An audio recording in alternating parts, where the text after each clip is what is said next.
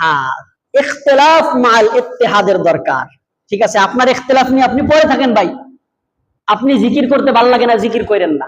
ওনার জিকির করতে ভালো লাগে, ওনারা জিকির করতে ছাইরা দেন। ওনার দ্বারা আমিরা দুরূদ করতে ভালো লাগে, ওনারা ওইভাবে ছেড়ে দেন। আপনার বসে পড়তে ভালো লাগে, দলিল আছে, এটা বসে পড়েন। কিন্তু এইটা নিয়ে দ্বন্দ্বের এখন সময় না।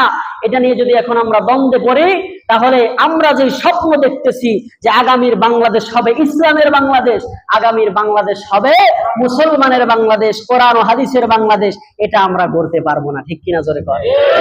এজন্য সব ভেদাভেদ ভুলে যায় ঐক্যের প্ল্যাটফর্মে আমাদেরকে আসতে হবে। যে সামনে যাদেরকে আমরা ক্ষমতায় বসাবো, তারা যেন আর তাফসির মাহফিল বন্ধ না করতে পারে, তারা যেন ইমামকে কাউন্টার দিতে না পারে, তারা যেন খতিবকে কাউন্টার দিতে না পারে, তারা যেন কোরআনের আইনকে বৃদ্ধাঙ্গুলি না দেখাইতে পারে, তারা যেন সংবিধান থেকে বিসমিল্লাহর মতো পবিত্র শব্দকে মুছে দিতে না পারে। ঠিক কিনা জোরে?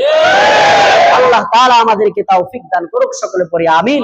ভাইরা আমার, আজকে কাঠগড়া চৌরাস্তায় এই ইসকন সংগঠন নিষিদ্ধ হোক, এই দাবিতে মিছিল হবে।